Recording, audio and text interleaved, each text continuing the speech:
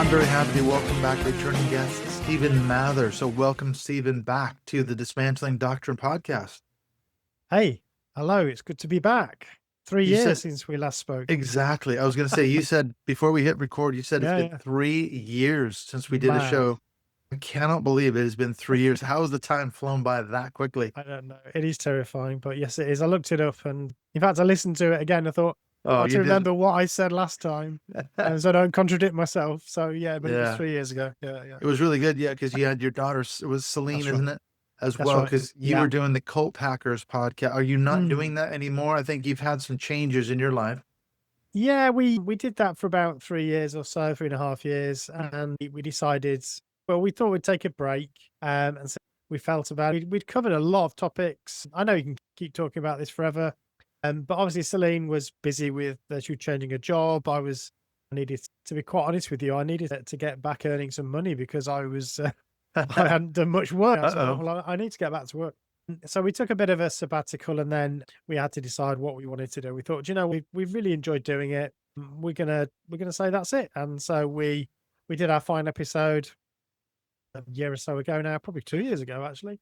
And yeah, it's been interesting because in all honesty, I've stopped thinking about this topic Hmm. for a good year properly. So yeah, it's interesting to get back into it again. We talked about doing this, and so I thought, oh, I better do a bit of reading and get my head back into that space. And yeah, very interesting to get back into that thinking process again.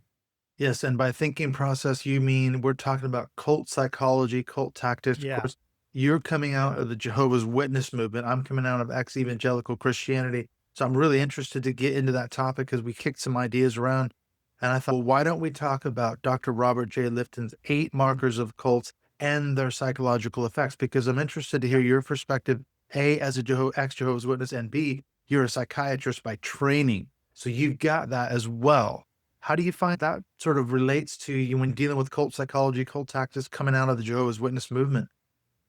Yeah, just not being picky. I just don't want to misrepresent myself. Not psychiatry. I'm not a clinical guy. So psychology, study of and the way people behave and the thinking processes around that, particularly organizational psychology for me was my area of specialization. That's my area. And yeah, it's funny because I'm a leadership and management trainer by trade. And so I did my master's. And before I'd left Jehovah's Witnesses about 20 years ago, I tried to put it all behind me, really. And then I did this master's in organizational psychology. And during that process, it started to awaken in me all these thoughts around, oh, actually, that's really interesting. That's what was going on. And oh, this Wow. relates to that. And this relates to Connect the that. dots. Absolutely. So there's a lot of sort of psychological models that organizational psychologists use to understand what's going on in the workplace or in organizations. And they're the same tools that you can use to understand cults or high control groups. At the end of the day, they are organizations. They're just very sort of specific types, unusual types, extreme types, if you like. But you can use some of those tools, which I think is a bit of a gap, actually. I don't think we've done enough of that. And so that was an area I thought I want to get into that. So that's how I ended up merging those two parts of my life, thinking I can draw upon all this stuff that I experienced as a Jehovah's Witness around identity and thinking about who I am and then the struggles when you leave and all that. These are psychological phenomena. So I wanted to apply psychological methods and theory on top of my experience and bring that to the table. So that's how it all merged together, really. So yeah, it helped me understand, I think, a lot about what I'd gone through, make sense of it all, and also, I suppose, in a very, very small way, which was what the podcast was about, chuck a few things in, lob a few ideas into the milieu, as it were, and see whether anybody ran with it. This is what was so fascinating to me. And I think we said this when we talked 3 years ago, whether it was on your show or mine, but this sort of universal nature of these cults and religious groups. Yes, everyone's slightly different. In fact, I've been listening to a podcast, really interesting. I didn't know about this, but there was a series of murders in South Africa years ago, not that many years ago, Krugersdorp, South Africa. And it was all this group, and then it was like satanic panic and all these things came together. I don't know if you've heard of this. And I thought, okay, there's some differences here, but yet the manipulation, the lies, the love bombing, these things are seemingly universal in virtually every, that's why there's models, isn't there, of cults. Yeah. So we're talking about Lifton. You could plug in Hassan's bite model or some of the other ones, but you do find, why is that though? Why are there these universal sort of markers that you can tick off group after group? Yeah, I think that's a really insightful question because it actually goes to the heart of what cults are really all about, which is drawing upon our psychological traits and tendencies. So actually, they, as I said, they're organizations. They do what organizations do. They do what social groups do. So it's just an extreme version of those things. So you think about, even when you're at school or an early year, you're thinking about you get yourself into little groups. You got your little close group of friends, your clique, if you like. Children fall out because this person doesn't meet the requirements of the group, or there's bullying going on because of this behavior or that behavior, or this kid looks a bit different to the rest of the kids, so pick on him. So these are universal traits of Mm, us as social animals, really, and a lot of our sort of needs are fulfilled through social groups. So need to feel that you're in a group, that you're protected by a group, and need to feel that you belong, feeling that you're worth something, you're useful, you're competent, you're able to do something, a feeling that you're valued and that you mean something to somebody. And also a belief that, you can make some decisions and you might want to make some choices. These are all natural things. Add that to our human condition, which is we're all going to die one day. I'm going to die one day. And that is terrifying to a lot it of is. and scary, confusing. We don't understand the nature of existence. We don't understand why these bad things happen to us or why good things happen to us. We're trying to make sense of all of that. So there's all these psychological commonalities that actually these groups, they either purposely prey on that or it evolves through natural processes within groups. Sometimes they go really dark, and we see that sometimes in groups that don't start off as cults have become cultish in their approach. Yeah, it's because it's the human condition, really. It's drawing upon these natural human tendencies. And as you mentioned, there's a scale, isn't there? Because I remember reading this. I think it might be Hassan who talks about an influence continuum. Yeah, Some groups are much more destructive and damaging than others. All groups, in some ways, may be damaging psychologically, but you go all the way to cults that murder people and or suicide cults and things like that. yeah, That's on the real dark end of the scale. But even a group that's more benign, you can still have things like religious trauma syndrome and other things. Did you find you suffered from that when you left the Jehovah's Witness? I mean, you talk about recovery, even going through your training that yeah. made you realize, wait a minute, there's a lot of stuff I may have to go back and work through here. Yeah, I think there's a lot of I was raised in it, so I think that's a particular type of I don't like to pathologize it in medical terms personally, just for myself. I'm sure there are people that I know that there are some people that have experienced trauma. I tend not to use that word for myself. In the main, I had parent that looked after me and that were loving parents. But I think the trauma, if there is anything like that, it comes from the beliefs around things like Armageddon, not doing the right thing, sinning, thought crime, if you like, thinking about the wrong things, lack of belief, and all of that. I think that as a child, I remember being very unhappy because I was always worried and anxious about, oh, I've done something bad here and I've done something wrong there. I was a very sensitive child, so I was always very worried about all that, and I found my childhood was a misery, really, and I think that is a direct result of that those doctrines that I really took to heart. This is the other thing about the way that we respond to cults is everybody's different. One person might respond to this input in a different way. For me, as a generally sensitive child, it was really damaging, I think. How Mhm. much that's affected my adult, it's hard to say. I'm sure it has to some degree. Yeah, absolutely. I can relate so much to what you're Yeah. saying. As a kid, Yeah. I took it so seriously. I was terrified that the rapture was going to occur and I Yeah. was going to be left behind. And like you say, that I wasn't a true believer and that the acid test was going to be the rapture. If the rapture happened and I wasn't taken up to heaven, then that was proof positive that I wasn't a Christian and just terrified and full of anxiety and dread and worry as a child. And that's extremely damaging, isn't it? I think so. I remember saying that I couldn't remember as a child and even as a young man growing up, I couldn't remember any morning where I got up in the morning where I didn't have a I describe it as a knot in my stomach, when you have this Mhm. nervous stomach, uh, Absolutely. because I was always anxious about something I'd done yesterday or something I'd done. And yeah, I think I mentioned this last time, but you have this wonderful phrase, sinning against the Holy Spirit, which was something that terrified me because that was the unforgivable sin. The rest of the sins you can beg forgiveness, but that one is unforgivable. So, of course, as a sensitive child, quite imaginative, I came up with all sorts of ways that I must have done that. Yeah. Have I committed the unpardonable sin? That's right, exactly. Yeah, yeah, I think it's unfortunate, and it's one of the reasons why I think we're right to criticize these groups. I feel that it's okay for people to believe whatever they want to, but the way that we raise children and the ideas that we put into their head that's really important to get that right, because we only get one childhood, and I feel like mine was a bit ruined because of that. So yeah, let's not do that to our kids. Absolutely. I've been reading a book about trauma bonding, trauma Mm. betrayal, and all that. It's really, really interesting because it's made me realize that not only did I experience trauma as you described as a child in a religious Mm. context, but the coping strategies that I developed to deal with that trauma. This is Yeah, what the book talks about. Many of those were quite dysfunctional, but it's now as an adult, I'm going back and going, okay, wait a minute. So A, I was traumatized, and that's a whole issue we've got to deal with. And then B, the way I coped with the trauma is often very dysfunctional patterns as an adult, and I need to go yeah, deal with that as well because those aren't healthy. It's something the book talks about.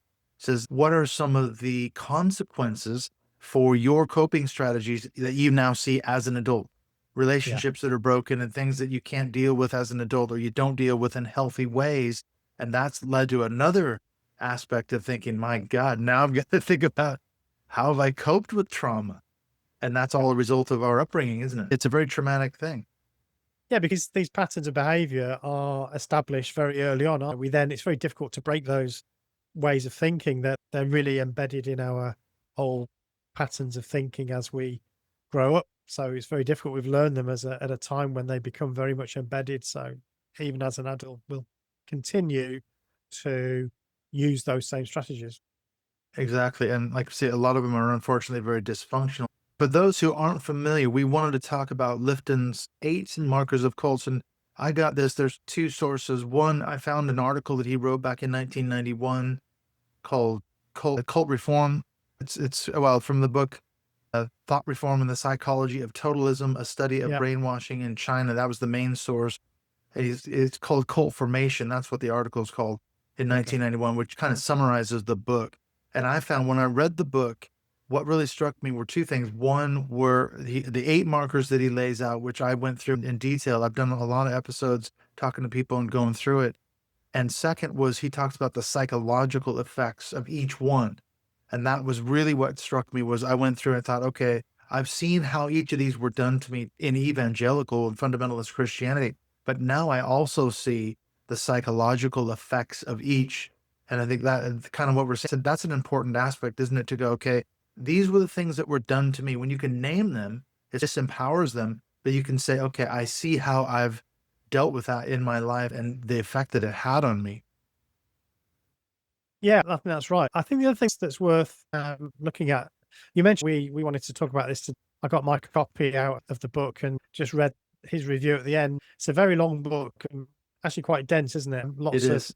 case studies which go on for quite a long time. But at the end of the book, there's quite a nice summary of these themes. And the other thing I think that's worth pointing out is that he's talked about three factors. So that you've got the psychological themes, which are these eight elements, if you like, that help you to identify, I suppose, cultic practices. But these are psychological themes. Then you've got what he describes as the philosophical rationale. So these is the religious philosophies, and he makes the point that the more world or universal shattering it is, the more likely it is going to be an extreme, a totalistic one. And then there's the polarized individual tendencies. So there you've got our, I suppose, our personality traits and our psychology that also merges with that. So you've got those three things. So those eight psychological things which we're going to look at, but coupled with that is the religion itself, or not just the religion, but the group. Of course, he was looking at Chinese the Chinese Communist Party and the way that they were indoctrinating and brainwashing people. So there's the philosophical stuff around that.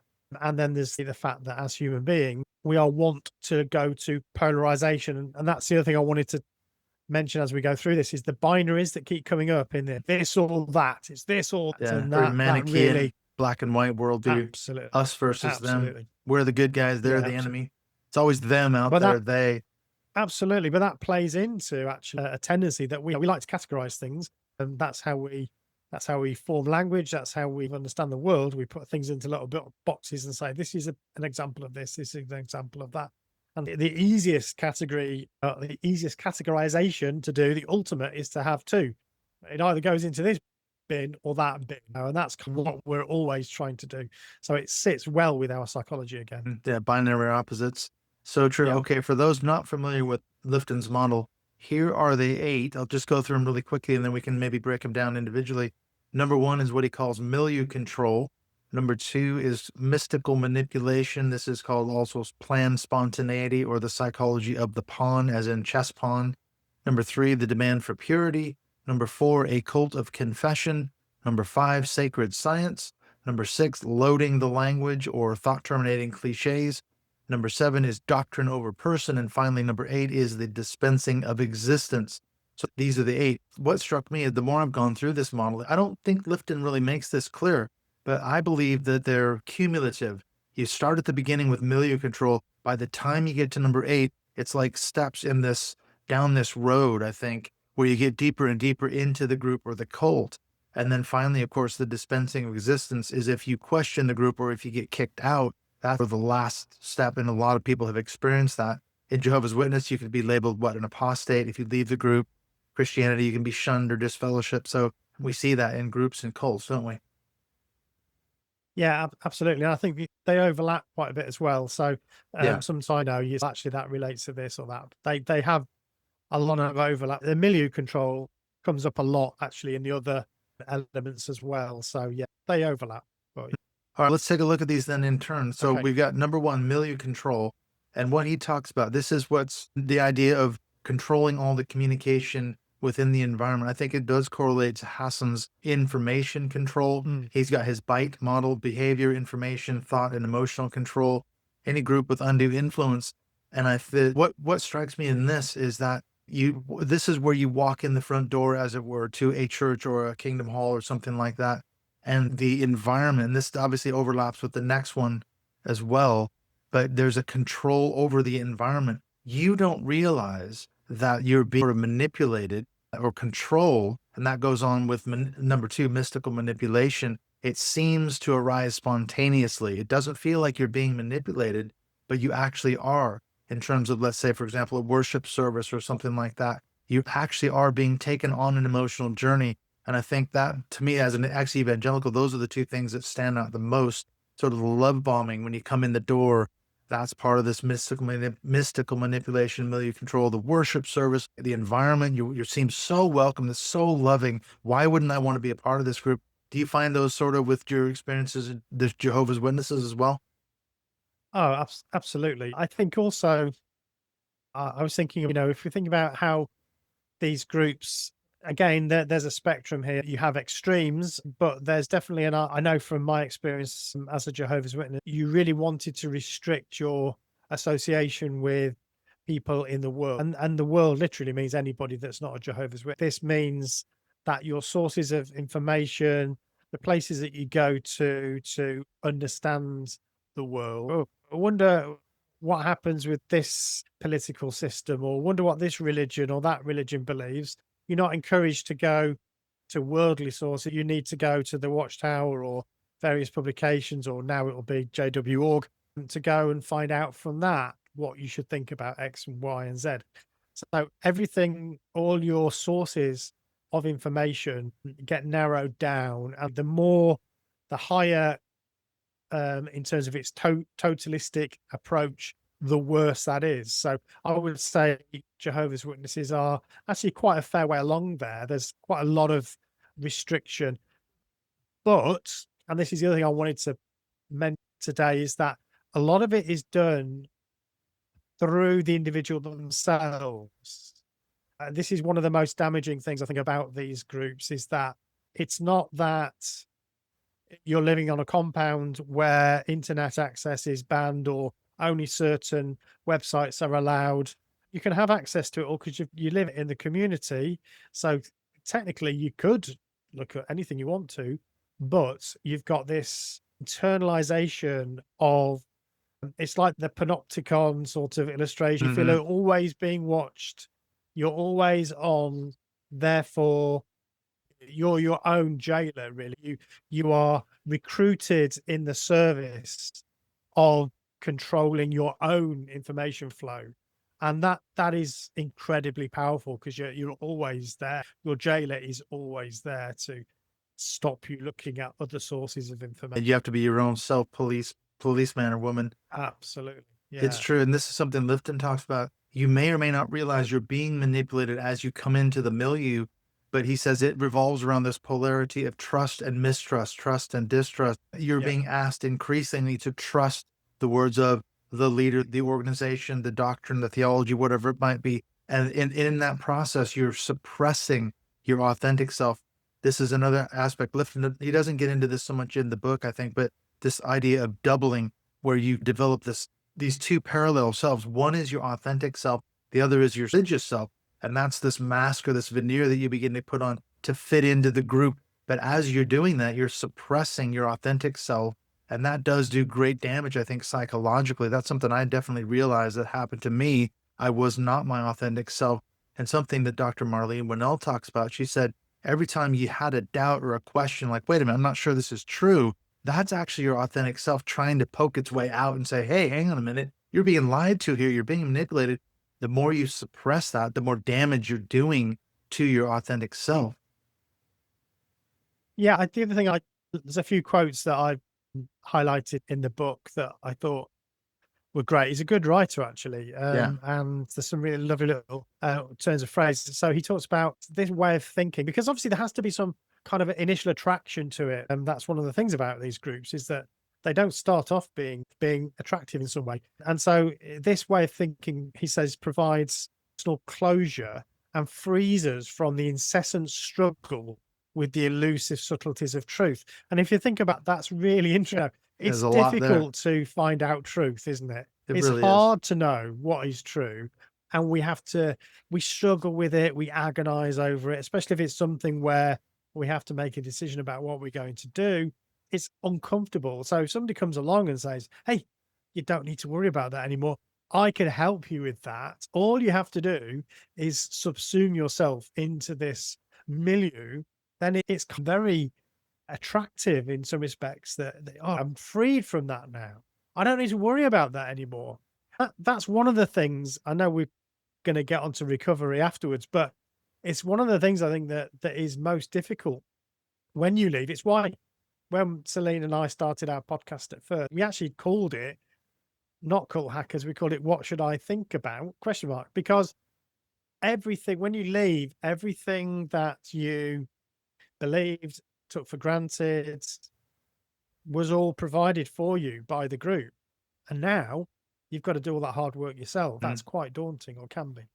Yeah, they've got all the prepackaged answers, and that's the beauty That's it. of organized religion. Right. Any group, follow the Yeah. teachings of L. Ron Hubbard, or plug in any name, Jesus Yeah. Christ, you put any Yeah. name in there, any figure, messianic person, whoever it might be, even a political figure, Donald Yeah. Trump, maybe in America, Yeah. you can Yeah. follow, and we've got it all figured out. You just have to set Yeah. aside your critical thinking. Oh, there Yeah. is that.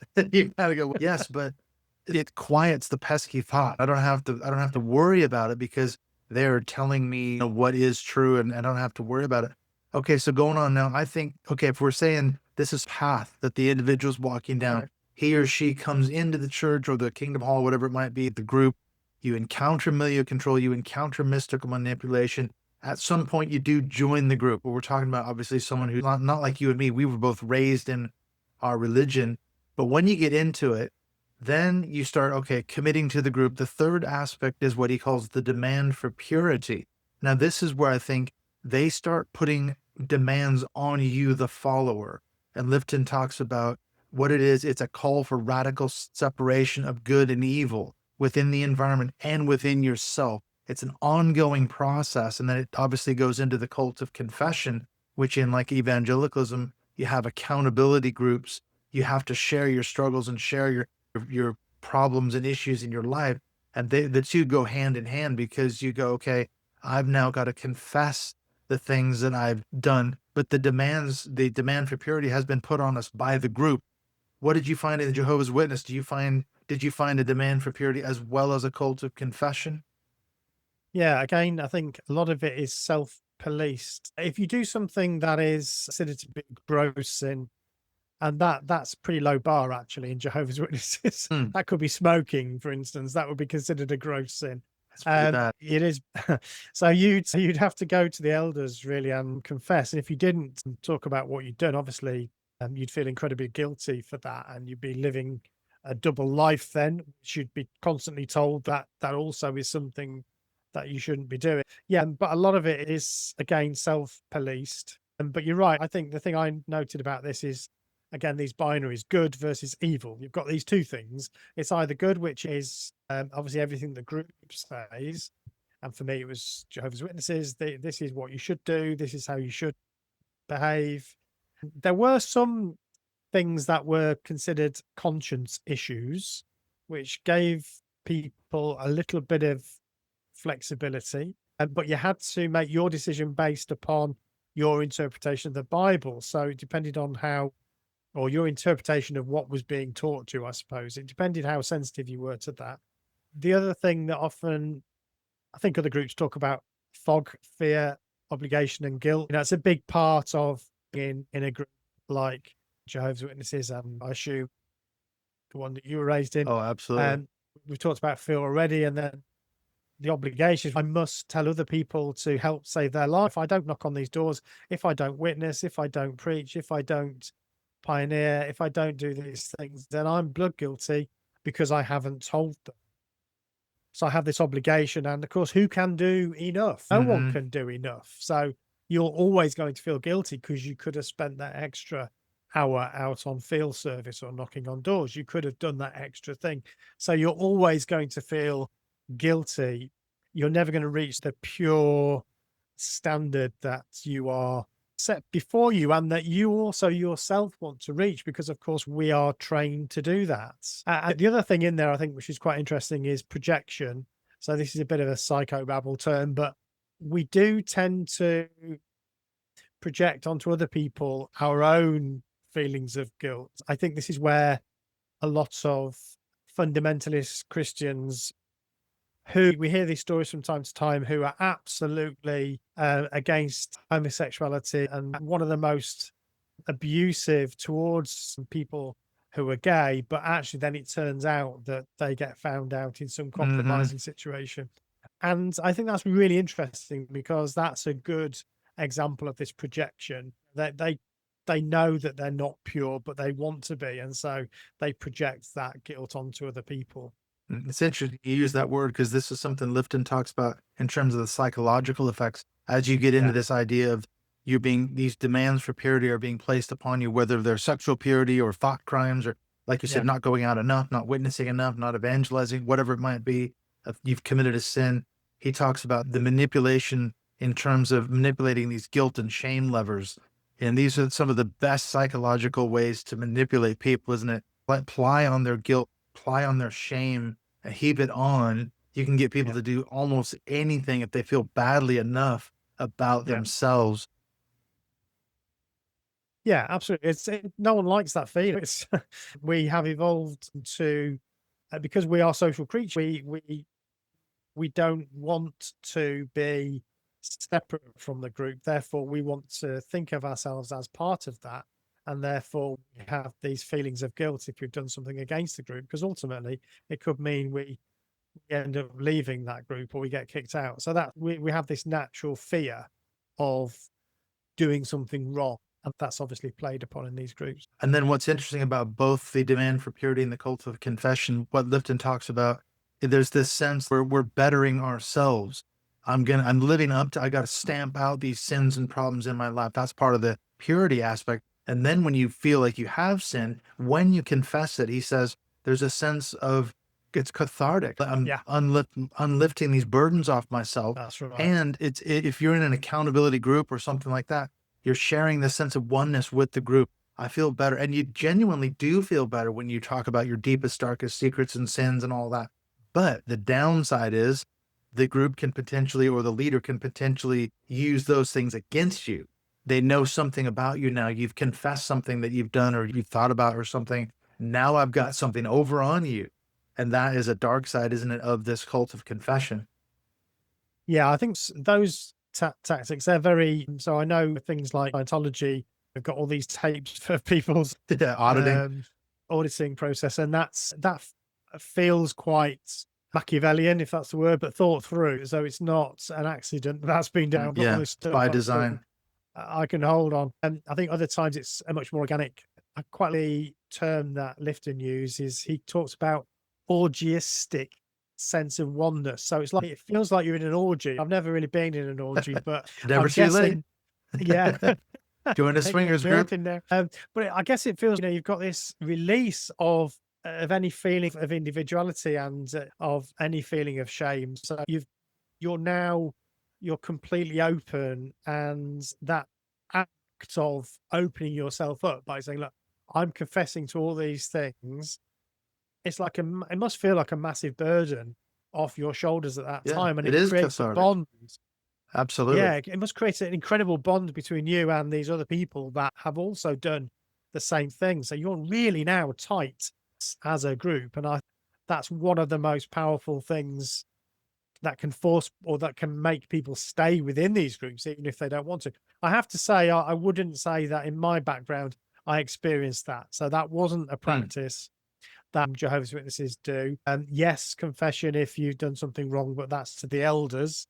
You're not told that you have to go onto the platform and confess your sins to the congregation, thank goodness. So that doesn't happen. But I can imagine it. And I suppose putting my other hat on for a moment, which in leadership and management development training.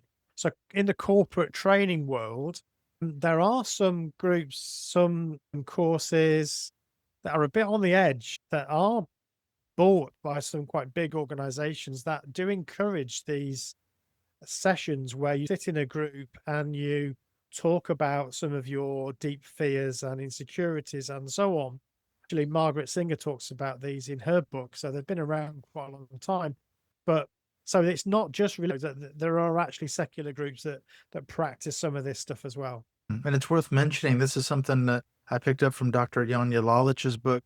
There are a number of different types of cultic That's groups, right. aren't there? It Yeah. runs the spectrum. Obviously, you've got your religious groups, which is there's all kinds of different examples we could throw in there.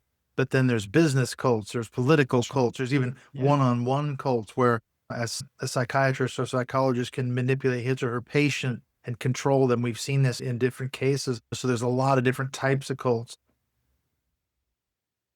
Absolutely. And actually, the coercive control, we use it in terms of cult manipulation. But of course, in the UK, coercive control is actually reserved for relationship control, if you like. So this is within families or close one-to-one situations. So we see the same sorts of things in abusive relationships where one partner is manipulating the other.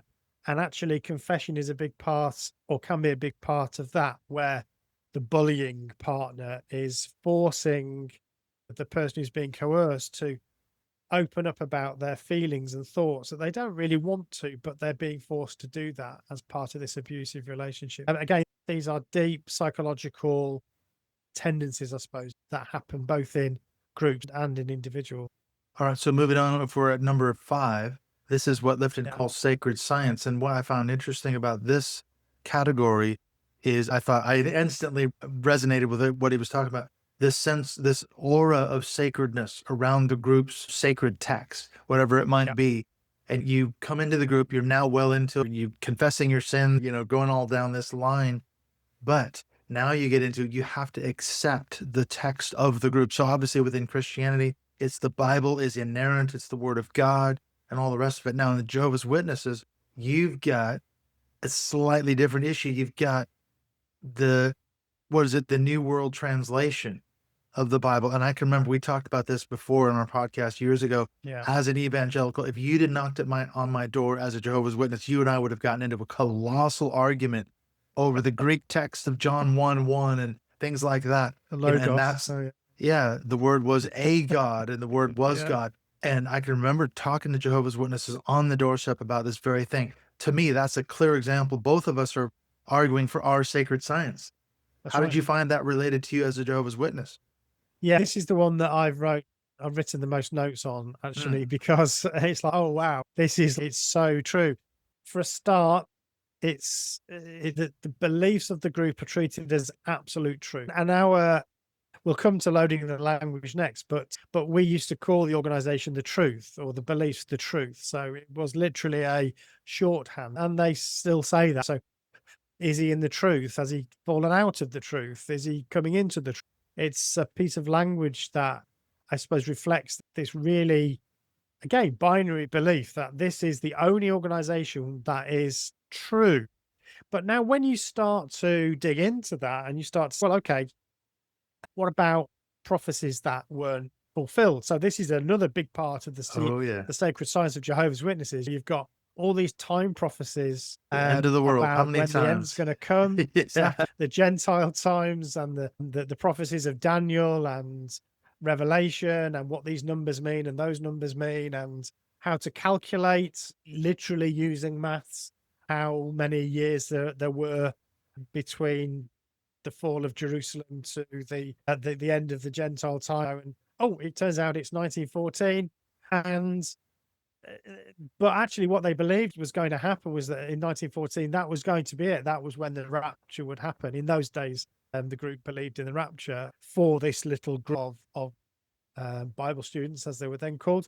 So if you point out to a Jehovah's Witness, yeah, if this is the truth, then how can it be the truth if there's all these things that then turn out not to be true, that you have Absolutely. to adjust, and you have to, and that's, I think this he talks about this Lifter very well, and because it's this kind of, it's almost like it's a kind of logic puzzle that you can't understand. It's, and that in a way is part of the point of it. So it is the truth, but we are getting increased light, which means that things that we believed before might not be what is the truth now. And you think, how can that be?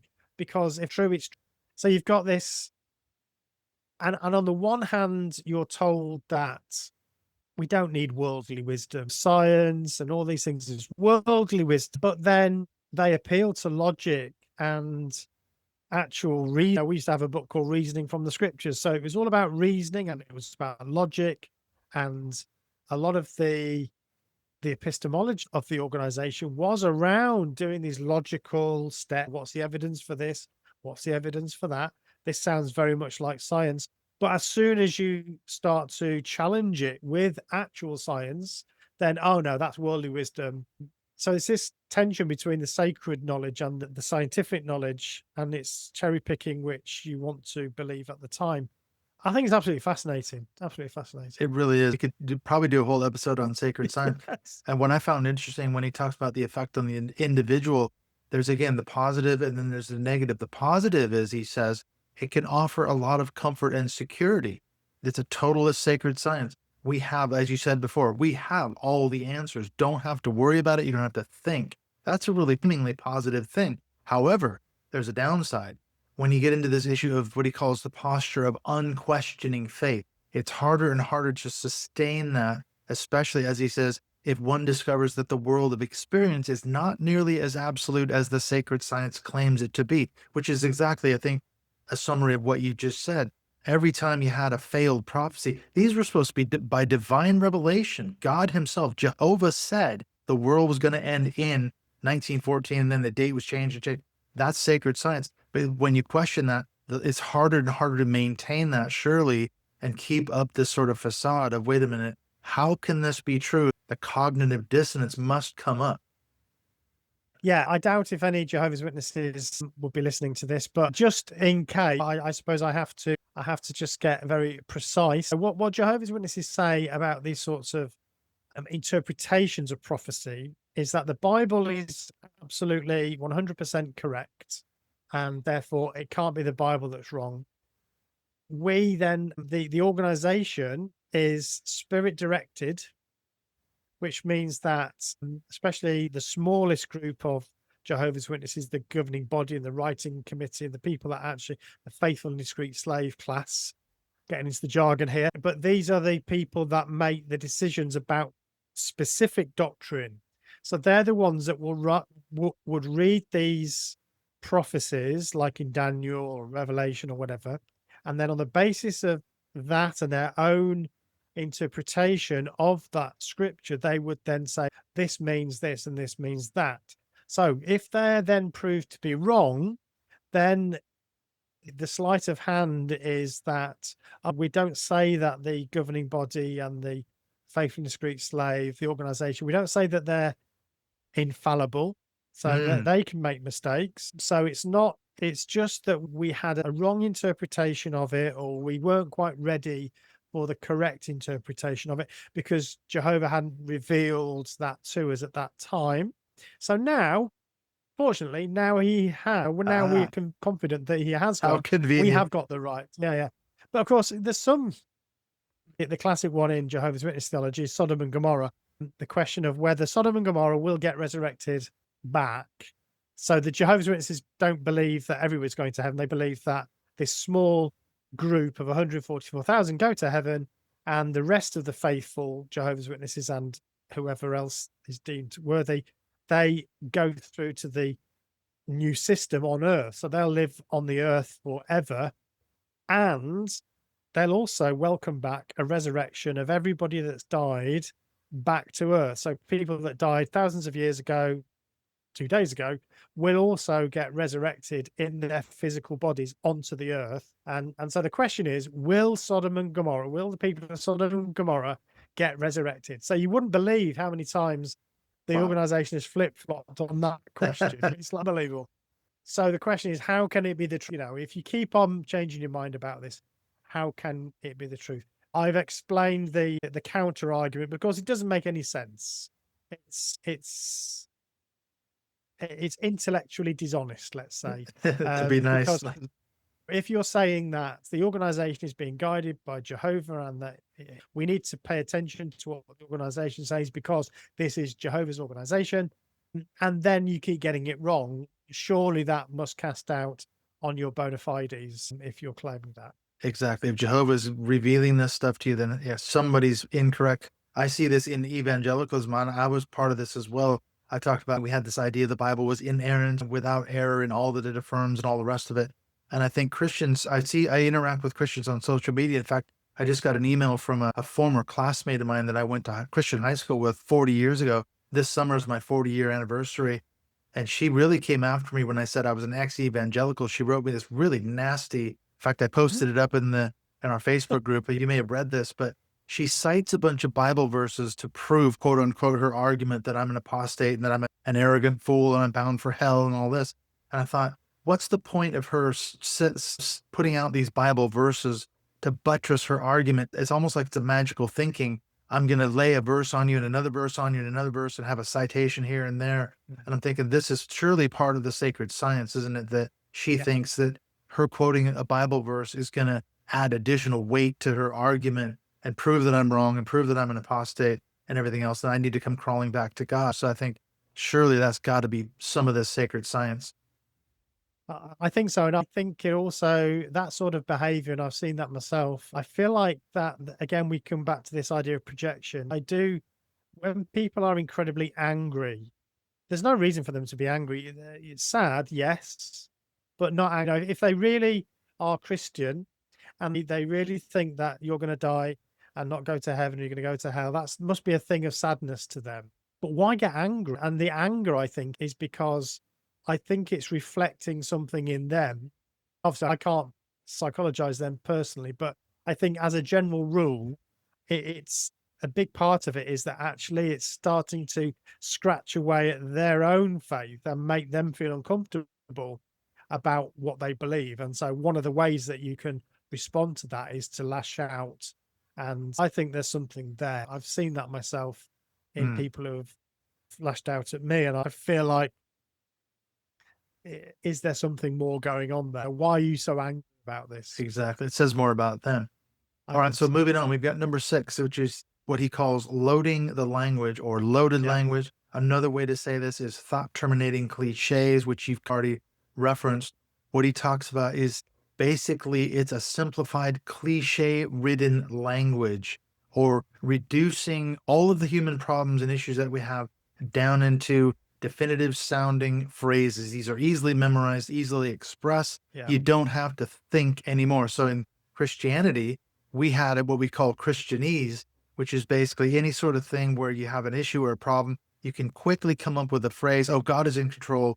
I don't have to worry about this. God's ways are higher than my ways, whatever, or than our ways, whatever it might be. God will have an answer someday in heaven. I don't have to think about it. I don't have to worry about it.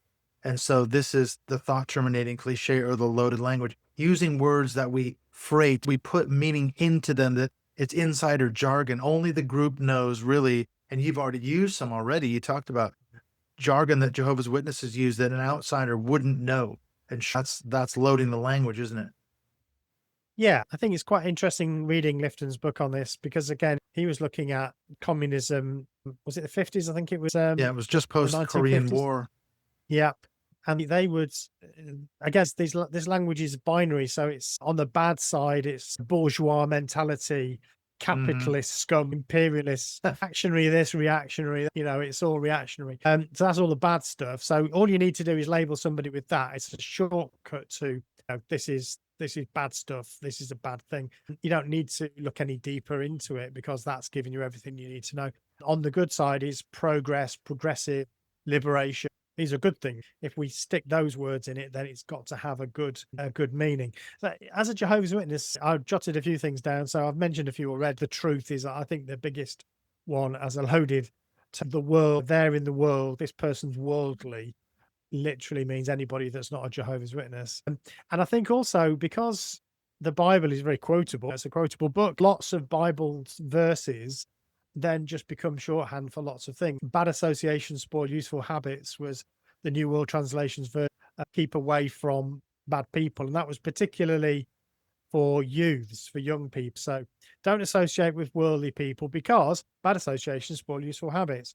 Okay, that's it then. I won't go to that party that I wanted to go to. Yeah, easy fix, easy Easy answer. fix. Yeah, exactly. Bad associations spoil useful habits. Said that. Trust in Jehovah.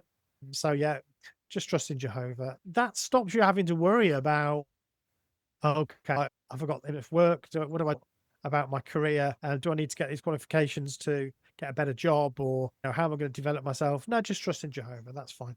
Worldly wisdom, I've already mentioned that. Make the truth your own, which was again something that I had as a youngster. Was that really, just shorthand for keep reading the Watchtower, really? But so yeah, there's lots of these. But I will say, Clint, that I think we're all really susceptible to this, and I think it's a natural thing that we all do, even amongst groups that, or ideas that I actually agree with. So there's one that I thought about the other day. So I'm a big fan of Carl Sagan, and I consider myself as an agnostic atheist. I don't have any religious beliefs, so I'm very much in that sort of ballpark. But he came up with this idea, or this phrase: extraordinary claims require extraordinary evidence. And Yeah, I've heard there's that. nothing wrong with that. Of course, that is true.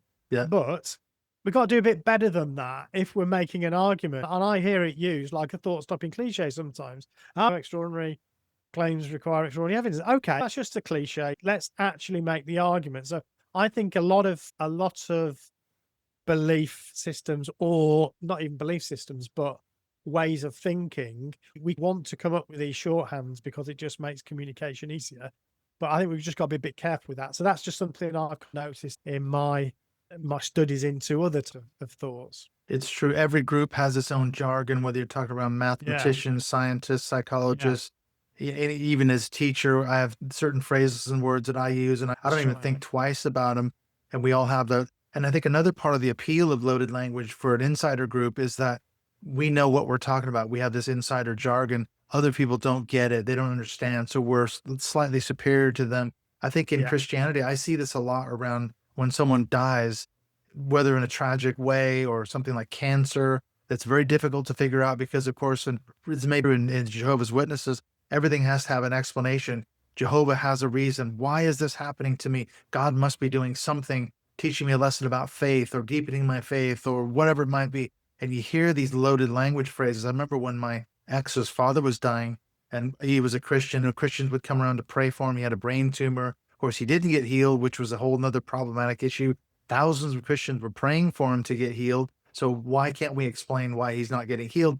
And one person said when he died, I think God just wanted another angel in his choir, in his heavenly choir.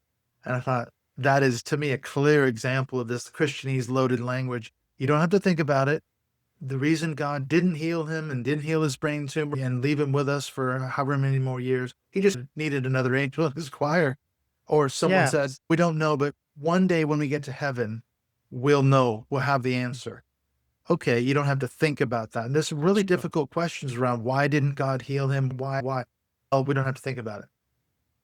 Yeah, I think that's interesting. And this actually prompts a thought slightly tangential, but it's interesting because as Jehovah's Witnesses, we would criticize that sort of thing. Cults are very good at spotting other cults without Exactly. realizing they're in one. They're actually quite good at spotting loaded language in other people.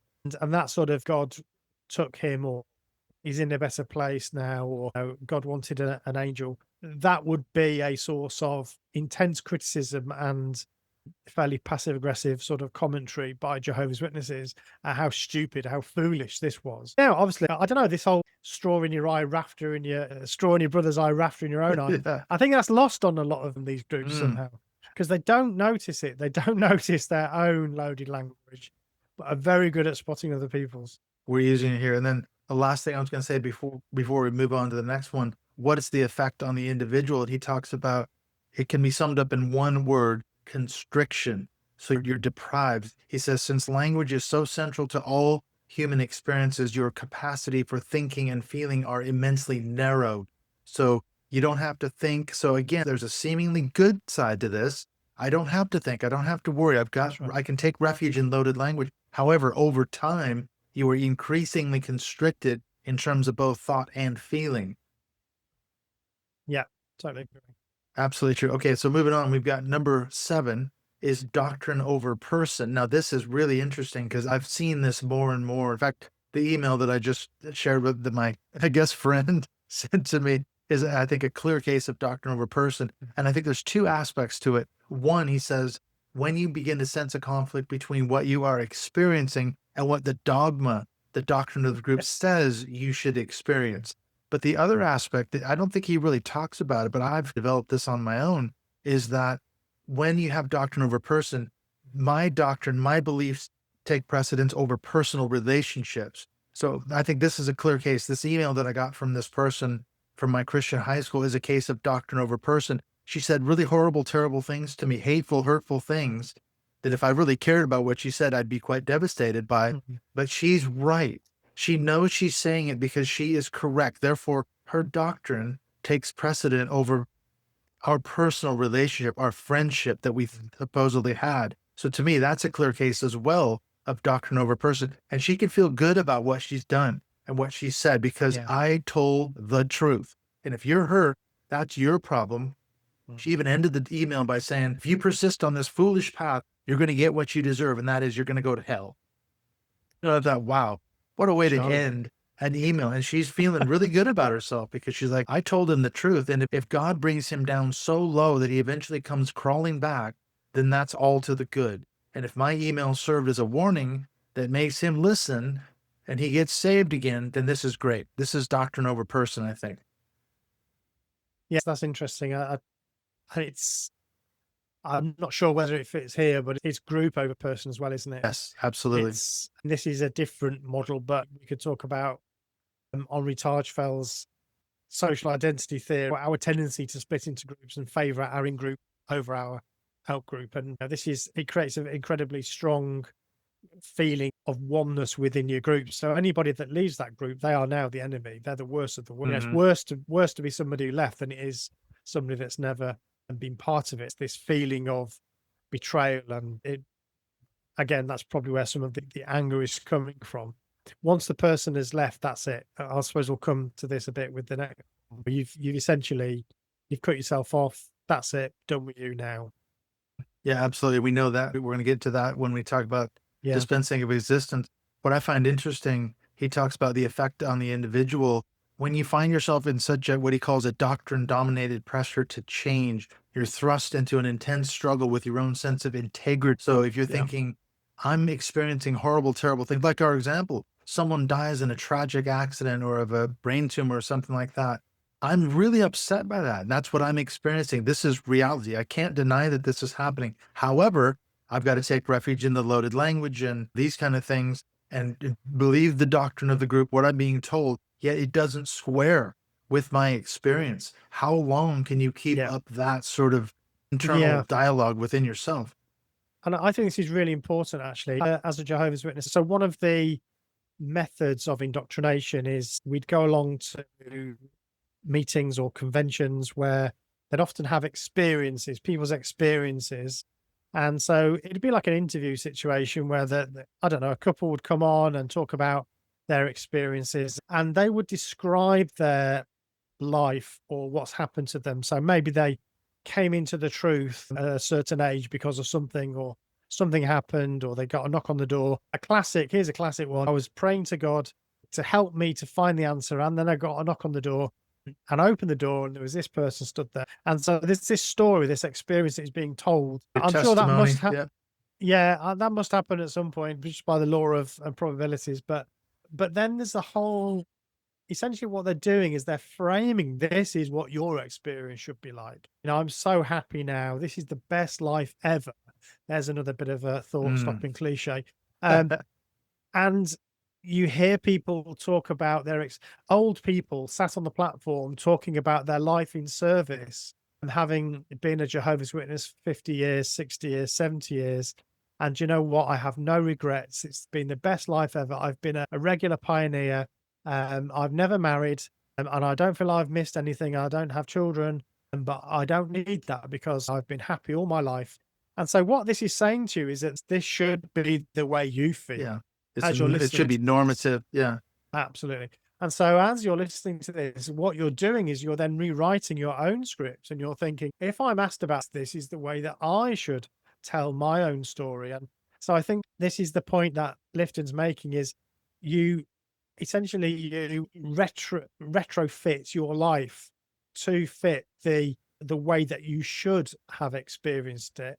And that's quite easy for us to do because we do reconstruct our memories as we think about our past. We go through them again and we reconstruct them. So if we're constantly told you had a great life, you had this and this was perfect, this was great, you're the happiest you could imagine, then you start to believe that falsehood. And I think a little quote here from Lifton, he says, consequently, past historical events are retrospectively altered, wholly rewritten or ignored to make them consistent with the doctrinal logic. Oh, So that's so that's good. what you do. I Yeah, need that quote. absolutely. Yeah, It's it's so good. true. Yeah, I never thought of it that way. That's such a great yeah, example. As a Christian, obviously testimonies are a big part of church services. As you say, people getting up from, I've got a word from God to share. Something amazing happened in my life. And I'm yeah, thinking, as you're talking about that, for me, the last year and a half have been really difficult, very stressful, going through changes in jobs, leaving stressful jobs, going to another job that I thought was going to be good, but turned out to be stressful in another way, then mm, going back into teaching just recently and getting jerked around a little bit. And it's been very stressful and really difficult to try to get things organized and everything. I'm trying to sell my house. Now, though, things are starting to work out. I've got a contract. I'm going to be starting a new job. It's what I wanted. They're paying me what I wanted. And I could easily turn that whole thing into a Christian narrative. As you just said, I could absolutely. retrospectively say, okay, a year and a half ago, God was clearly, going to teach me a lesson in faith here, a lesson of trust in him. I left the job and then things didn't work out. But now I can see that his guiding hand was in the whole thing. But yet the truth is, I look at it now and I say, these were choices that I made. Certain things were out of my control, but yet things have worked out for various reasons because they just did. Stuff just happened. I made some things happen, something I didn't make happen, but I had to shift and adjust as I went along. I don't give Jehovah or God any of the credit for that. But I never thought about that, but the testimony can be retrospectively changed to fit the record. Absolutely, absolutely. And again, that fits in with our psychology. I think that also relates to things like missed time prophecy. 1975 was a big deal for some Jehovah's Witnesses. They thought the end was going to come in 1975. And so after the failure of 1914, more maths, 1975 was decided that by some, and it was hinted at by the organization. And so some Jehovah's Witnesses got that to heart. But now, actually, if you were to ask Jehovah's Witnesses about that now, the way they talk about that is, well, it was nothing, it was one or two people had over enthusiasm and they took things the wrong way. And so that's the way now people talk about it. And I think those who don't, this can be one of the way of waking up from this experience is those that recognize that and go, I don't know, do you allow swearing on your podcast? Yeah. So those who go bullshit, Yeah. Call bullshit on it. those who call bullshit are the ones that start to question and say, and the other term is gaslighting. They start to realize that, just a minute, Hang on. that isn't what happened. That is not, I was there and I know that is not what happened. Yeah, we're being And then sold I a think bill of that goods can- here. Exactly. So that can be a moment actually where people start to wake up and think, well, that's not quite right, because that isn't what we said. That isn't what you said. And now I'm Exactly. being asked to reframe that entirely, And that's it. So Lifton talks about that's the psychological effect, isn't it? It's starting to question and wear down your own sense of integrity and how far you push that. Yeah. Some people don't ever question it, or they do, they suppress that. And I see that in my own life. You see that as an ex-Jehovah's Witness. There were moments when the authentic self was poking through saying, hang on a minute, I'm not sure I buy this, but there was always someone to talk me down from the ledge. There was always someone to bring me back around and say, let's think about this. And we'd have a long conversation, and I'd end up stuffing the cognitive dissonance and carrying on for another 5 years or however long it was. Yes. But I was doing damage to my own sense of integrity. I didn't realize that's what and of course, the other aspect of doctrine over person, taking my example of the person who's confronting with their truth the other person. I've been on the receiving end of that. And just as email was a case of doctrine over person, I would have been hurt if I actually what she thought. But I still thought, my God, this is a shocking example of someone who's very hurtful and damaging and destructive. And yet they're walking away with a clear conscience. And it's quite a shocking thing when you see it actually in practice. Yeah, absolutely. Yeah. So now we're to the last one, which is number 8. You've alluded to this already, the dispensing of existence. And he talks about, okay, there's a sharp line. Those whose right to existence can be recognized, and those who possess no such right. So you've got the insiders, the outsiders, anyone who dares to question the teachings of the group, the leader, the cult, whatever it might be, the doctrine, the sacred science, you could easily find yourself dispensed with. You're kicked out of the group, you're shunned, you're disfellowshipped, whatever it might be. And that's what the dispensing of existence basically is. How does that play out in the Jehovah's Witness? Yeah, I think there's two ways you can look at this. One is this practically you're dispensed with if you're disfellowshipped, or you can get kicked out of the organization, which means that you just simply won't be talked to. They have softened a little bit some of these rules recently, and I think that's through pressure from apostates and through governments that have pushed them to make some slight changes, but it's clearly not far enough. They've not done enough, and really it's a cosmetic change in many respects. But still, there is disfellowshipping, which means you can get thrown out of the organization, which doesn't just mean that you're no longer a Jehovah's Witness. It means that people will ignore you. They will walk past you in the street. Literally shun you. Yeah. Exactly. Yeah. And that's like figurative death, really. It's your social death. You're no longer part of, especially if you've been raised in that environment. You've lost all your friends, maybe your family, and that your whole support system has gone. That's incredibly difficult. I think one of the big reasons why lots of people stay in it. It's one of the reasons why I stayed in it, if not the main reason why I stayed in it. That's one element of that. And the other element is that you are literally going to die. You are going to die at Armageddon. So anybody that isn't a Jehovah's Witness, anybody that isn't a worshiper of Jehovah, is essentially, they're a marked man or woman. They're on death row. And I thought this was quite interesting because in Lifton's book, again, he's looking at the Chinese communist version of this. And he actually quotes directly from Mao Zedong in the book. And Mao Zedong talks about democratic dictatorship. So you might say, what the heck's that? Yeah. But basically what it means is that if you're part of the in-group, if you're one of the people as defined by the Communist Party, then you're part of this democratic institution. If you're on the outside, you're part of the enemy. Therefore, you will endure dictatorship from us. And basically, bad things will happen to you. Mao Zedong says our benevolence applies only to the people and not to the reactionary acts of the reactionaries and reactionary classes outside the people. So yeah, great use of the word reactionary there 3 times. But I Yeah. think that sort of illustrates that nicely. And they have this thing called execution in 2 years' time. Have you heard of that? No. Sounds So fascinating. what this means is that basically you get, if you're found guilty of being a reactionary, then you're sentenced to execution, but in 2 years' time. And so basically you've got to sort yourself out within that 2 years and to prove that you are part of the people and you are no longer reactionary. You're part of the progressive Communist Party. Therefore, you can get this stay of execution. But as far as you're concerned, 2 years' time, if you don't sort yourself out, you're dead. And in a way, that is Armageddon fulfills that same purpose for Jehovah's Witnesses. Absolutely. Yeah. And in some totalist groups, people are literally killed. He talks about that in the book, that it's not just the dispensing of existence where we're going to shun you, but you're still Yes. alive. Yeah. The more extreme groups, you could actually be put to death. And I think you've done a great job articulating. Obviously, it's not hard to imagine the psychological effects of this. If you've experienced it, either you leave the group voluntarily and then you're shunned, or you're kicked out and disfellowshipped, you're an apostate or whatever you are. There's a social cost. There's perhaps a financial cost. Families, friends, that community that you had is gone. And there's a huge cost to it. The other aspect I think he talks about is it also serves as a warning to those still in the group. So there's another psychological effect of the people who stay. They're thinking, whoa, I don't want that to happen to me. So I'm going to stay compliant. I'm not going to put my head above the parapet. I'm not going to question the leader, the theology of the group, the sacred science, whatever it might be that I have a problem with, because that's, you serve as an example to others. And they say, nope, I'm going to stay compliant.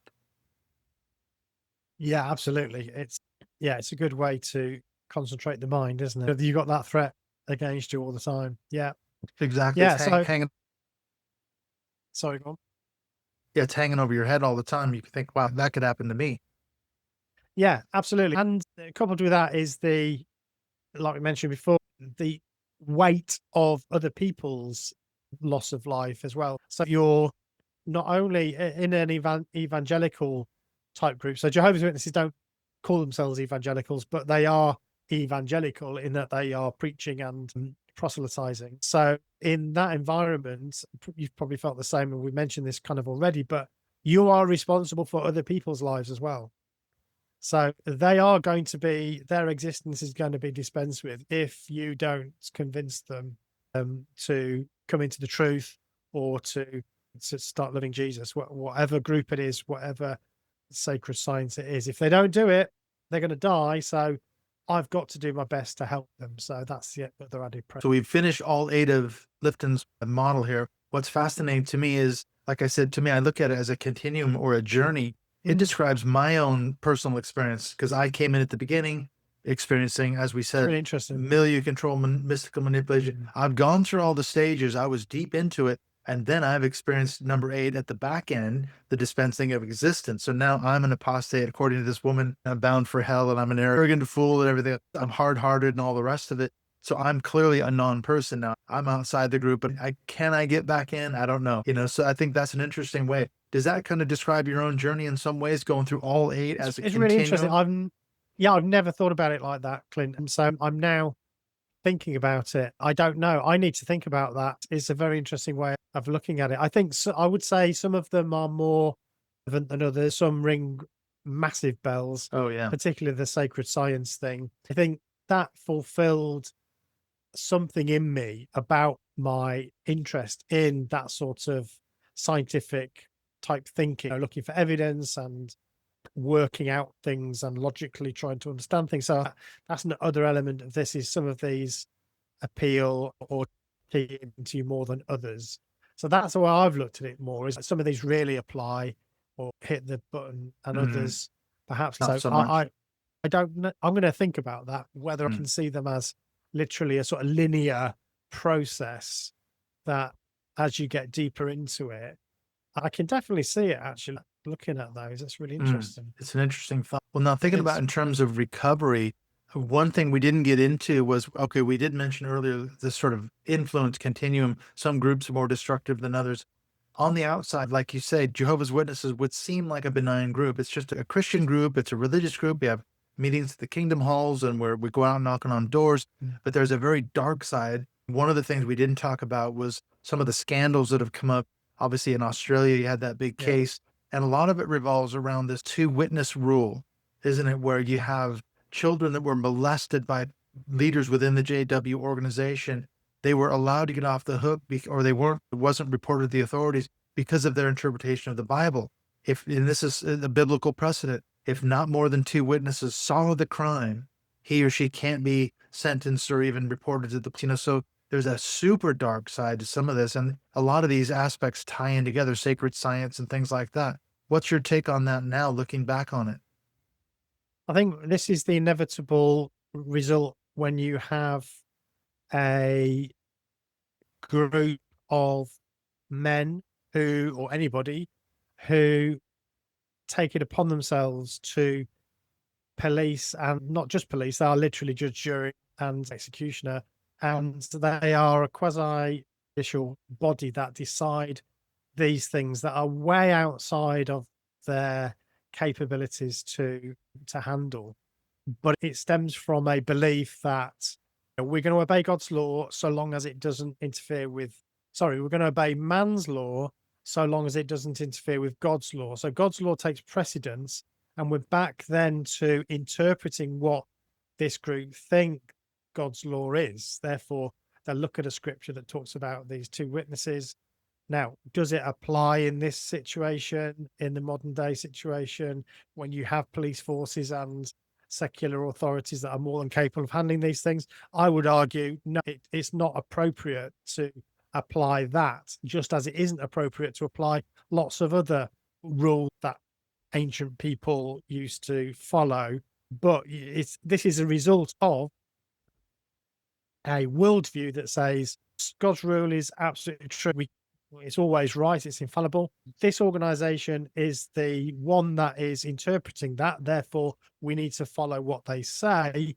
And we actually are not beholden to the authorities unless or if it goes against God's law. And therefore, we're not going to do what we're told around this particular rule.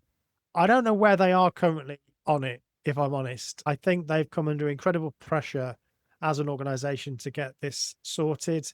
They looking at some of the releases that have some of the ex-JWs have talked about.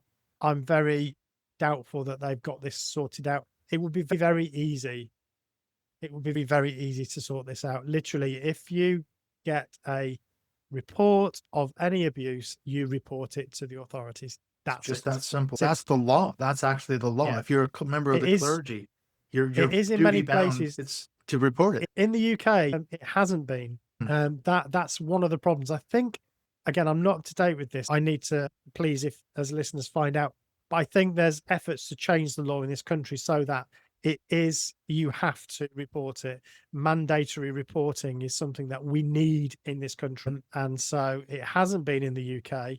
It has been in other states in the United States. And the organization has taken this view that if it's mandatory, then we will. If it's not mandatory, then we will essentially judge the merit of it and make a decision whether it needs to be reported. That's got to stop. It's really simple. Just Yeah. report it. Well, At this point, actually, I want to, if you don't mind, Clint, there's an ex-Jehovah's Witness. I forgot. I'm blanking on his name now, but I'll let you know, and maybe you could put the link on.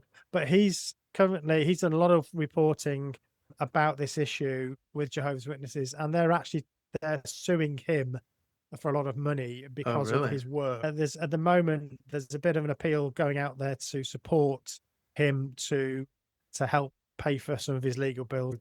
I don't know Mark O'Donnell, his name is, that's it. I don't know him personally, but I know that he's done a lot of work. And so this is happening within the X community. Absolutely. And I'm going to go back to what you talked about in explaining that two witness rule and all the rest of it. Yeah. To me, what immediately leapt to mind was what we talked about, sacred science and then doctrine over person. Because you Yeah. just articulate, you said, our view of the Bible trumps man's law. So that's That's right. sacred science. And then doctrine over person. What we believe, what we teach is more important than the fate of this child who has been sexually abused by a church leader or someone in the church. That's the most clear case of doctrine over person I think you could imagine. What about the fate of that poor child who's been abused, maybe now as an adult, that is speaking out and says, hey, I went to the leaders of the church and they did not report. And the person, like in the Roman Catholic Church, went on to abuse more and more children and got away with it. It's happened so many times. It happened, and when I was growing up, this was one of the things that I remember being told about this, and it was one of the sticks that we used to beat the clergy with, this very thing, this very same thing. And then you find out that it's been going on, the same sort of thing has been happening in your own organization. That's pretty devastating, actually. Yeah. Yeah, and I think oh, go ahead. No, I was just gonna say, it originally asked me about recovery. I don't know how, I'm not qualified to talk about how you recover from that experience. I can only imagine how awful that must be and how difficult that must be. Yeah, you have to seek therapy. Well, and I think one of the things I've found, I've talking to people that come out of cults and religions, education is one of the most critical things. And even what we've just done in this whole podcast, hopefully, is a way to educate people. And I think, okay, we've applied some of the models of Lifton's to experiences like the two witness rule. I could apply at least 3 categories to that email that I got. You've got loaded language, you've got sacred science, you've got doctrine over person, and maybe even milieu control, mystical manipulation, because she's clearly bought into the whole milieu, and that's where she's operating out of, lashing out at me with a number of things. And when you can go, okay, point by point and identify the various tactics as well as the psychological effects, you can say, okay, that disempowers it. I think I said that earlier. You go in and say, okay, these things were done to me, and I can see how they affected me psychologically and emotionally, experientially, and I can now put a name to these things. So education's got to be a huge factor in the recovery, isn't it? I think so. I definitely agree with that. I think the other thing that I would posit as something useful to think about is, I may have talked about this on the last time I was with you, but for my master's, I did for my dissertation at the end, I chose to do one that was relevant to. I interviewed it's a qualitative study, so it's a small group, but I interviewed some ex-Jehovah's Witnesses who had left the organization sort of 20 years ago to find out how they had got on, what helped them to recover from their experience. And one of the things that I found, I think was quite interesting, was there was a whole narrative that they'd built. So the people that seem to manage this process better are able to say, this was a part of my life. Just taking a step back a moment, I think there is a temptation when you leave a group like this to say, right, line drawn. That's it. I'm a completely different person now. That's done. I don't want to ever think about that again. Past is past. And then try to build from scratch. And I think that's incredibly difficult. I think in my experience, and in the research, what seemed to happen is that people took a while to make sense of what happened to them and then integrate this new person, if you like, or this person that was now revealing itself, and noticing that there were bits that, oh yeah, I've always been interested in that. A bit like I was talking about the sacred science bit, and I'm able to say, I was always interested in looking at evidence and having a scientific way of thinking about the world. And I think that's you're able to look back at your existence in that group and point to bits of your authentic self that were there all the time. So you were there. It was you. It was you. You may have been doing some daft things or saying some silly things, and you may have done some things that you regret, but it's still you. So your identity is this worry that you've broken your identity and you don't know who you are. Big question that I had when I left. But I think you start to piece it together and then you start to tell a story about it. And that's a big thing. So I think talking about it, forming a new narrative, coming on podcasts like this, if you're willing to talk about your experience and you're ready for that, can be incredibly powerful. And because that helps you to construct this new story about who you've become from who you were. And it may take therapy to build through Oh that yeah, narrative. Some people yeah, might need to find a trauma-informed therapist. I think you're absolutely right. I've never really thought of it that way, but I can see now looking back on my own experiences, the anger, so angry and thinking yeah, the reason I'm drawing that hard line in the sand and I don't want to go back there was because I'm pissed off. I spent a lot of money, a lot of time, all my adult life basically in service to God and the church and going to Bible college and seminary and spending all this money. And for what? And now I'm pissed off and angry. I've got to start yeah. all over. I've got no marketable skills and all the rest of it. Yeah, there's a Yes, lot of anger. We were yeah. lied to. We were manipulated. We were victims of these organizations. So yes, it's a phase you have to work through, but you can't just say that wasn't me at all. That was me. And now the person I am is because of the experiences I went through. It has shaped me for the better and maybe not in some ways, but it is part of our whole experience, isn't it?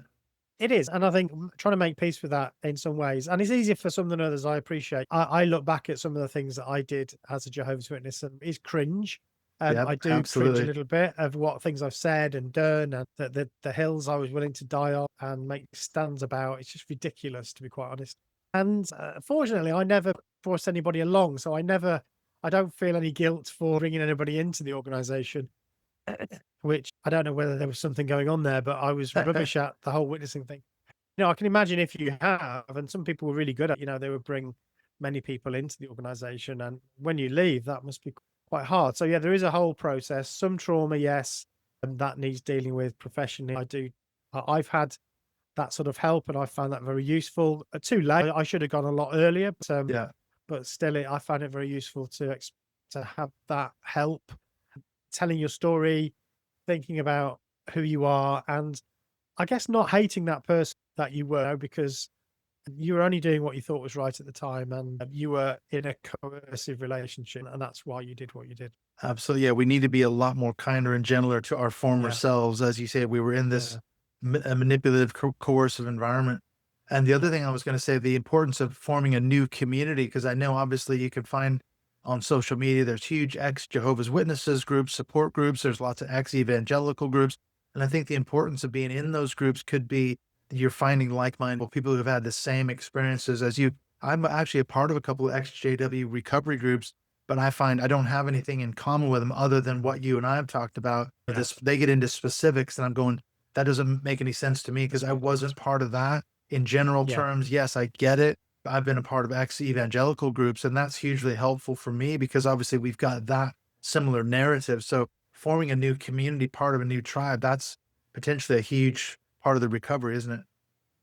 It is. I think the other thing that it may be a bit controversial, and I think everybody has to find their own path. So I'm not criticizing anybody else, but I think there's also a point at which you need to expand your thinking, or at least for me, I felt it was healthy to talk about my experiences, get into all of that, and look at some of the JW content and pick it to bits and all of that.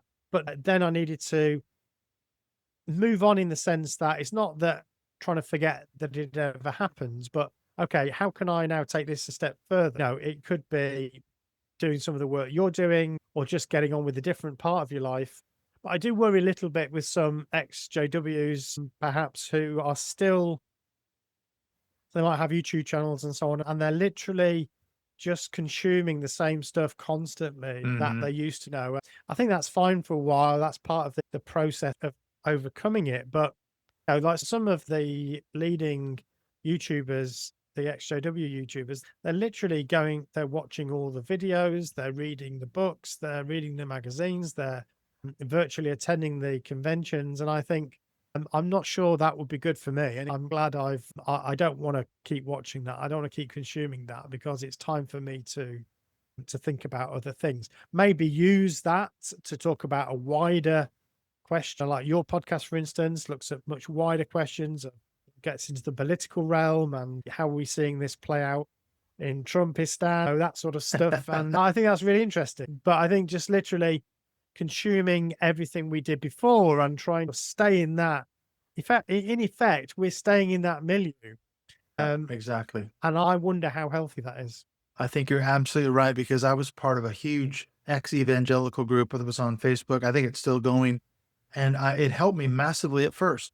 And it was the rants about, we were lied to. This was all bullshit. And everyone was pissed off and angry. And I had to go through that phase. What struck me was when I started getting to the point, as you said, when I started thinking, wait a minute, we need to get into the reconstruction after the deconstruction. Yes. We've done the deconstruction. Yes. We figured it out. We're out. Now we need to, and I started posting things on the group chat. How do you find ways to be healthy and things like that? And I found people were turning on me, and the group got very toxic. And I felt like this was a case of doctrine over person, except it was an ex-evangelical group. And I finally ended up leaving the group / got kicked out because some people came after me and it got really ugly really fast. And I thought, whoa, this is supposed to be a support group. So I thought, okay, I worked through that phase. And there's a lot of people who just wanted to, as you say, stay in the rut. They just wanted to stay angry and pissed off. And that's really unhealthy. So I'm glad that I got out now, even though it was hugely helpful Yeah. at first. That's it. I think that's a fact. You need a bit of time to do that. And my mistake, I think, was not doing that in the early days. So Right. it took me like 15 or so years before I actually re-examined it again and looked at it again. So I reckon I should have done that earlier. So I did it later, partly with the podcast with Celine. And then, okay, that's great. Done that now. And again, I really enjoy talking about it like this, but I don't want to go through the last convention, and pick apart everything they've said because, Yeah. oh my God, I don't want to listen to that again. It's soul destroying, isn't it? Yeah, I it mean, is. someone's got to do it for some reason, but I suppose. Yeah. I like what you said too, as well. It's not just, okay, we need support and therapy and things like that, education, but we can find ourselves, our story is powerful. Absolutely. And it's a thing you can do to help other people as well, who are just maybe coming out of the group, the religion, the cult, whatever it might be. They need to hear your voice. So that's another aspect, isn't it, Yeah, of the recovery. You have a very powerful testimony, to put it in those terms, now getting out, not in a religious way, but you have a story to tell. So yeah, I encourage people to tell their stories. So powerful. It's so powerful that people are so grateful to be able to do that. When we had the Mhm. podcast, we interviewed lots of ex members of groups like you have, and often there would be people that hadn't really told their story before, and they're so grateful to be able to just get that off their chest and talk about it. So yeah, Yeah. it's powerful. So you mentioned you're not doing the cult hackers anymore. What are you doing these days? And the other thing is, before we go, how can people find you on social media if they wanted to get in touch with you? I definitely got the podcasting bug. I do still enjoy podcasting. Yeah. So I started a podcast called Matter Over Mind with my son-in-law. So Celine, who was my previous podcast co-host, she's doing her other things now. So I've grabbed Thomas now, who's my son-in-law, and he's actually doing a PhD in plasma physics at Oxford. Wow. That's So rarefied air, that. right, and I'm always bending in his ear talking about it. And as soon as we get together, we get into science. I'm a frustrated physicist. I don't have the maths brain for it, but I love talking about it. And so we said, let's record some of these conversations. And so we do that. So Matter Over Mind, basically 1 week we talk about, or one of the episodes is about physics, the matter bit, and the mind bit is then we get into psychology. And some episodes are crossovers. We certain things cross over the two. So that's a new podcast. We've done one season. We did 12 episodes. So you can find that on the podcast app. Matter Over Mind, it's called. Not Mind Over Matter, but Matter Over Mind. So you can check that out. It's also on the Evil Sheep YouTube channel. So if you want to catch it on YouTube, it's on the Evil Sheep channel. And there's a few other things on there as well. And the other podcast I've got is one that I'm doing with another ex-Jehovah's Witness called Jared.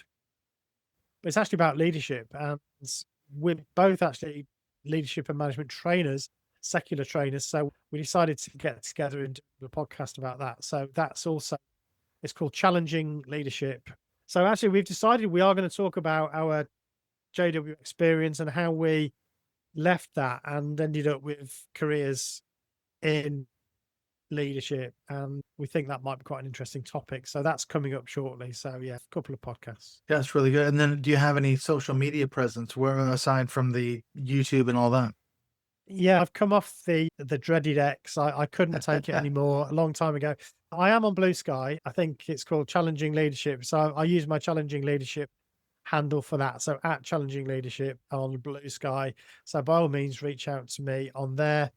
I'm on Facebook. You can actually join our Facebook group, the Matter Over Minds podcast Facebook group as well. So you can talk about some of that stuff. We're not really getting into the cult stuff. It's really about religion and psychology on that. One day we might tackle the cult stuff as You well. never but know. that's- Yeah, it's a wide field. It's all It kinds of is. things you can talk about. Listen, Stephen, thank you so much for spending the Thank day you. with me. We talked about, okay, it's been 3 years, but I can't believe it's been that long. We definitely need to do this before the next 3 years goes by. So Yeah. it won't be You know 3 years what? next time. I always love talking to you, Clint. It's great to be back on your podcast with you now. It's great to be on your new podcast. I was going to say, because it was the And, Mind Shift podcast when it you were was. on it before. So yeah, lots have Was, changed. yeah.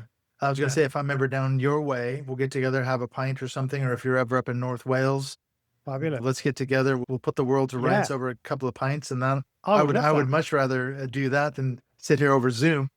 Yeah, I would love that. Let's do that. Yes. All right. Yeah. Thank you so much, Stephen. I'll Thanks, see you Lee. soon.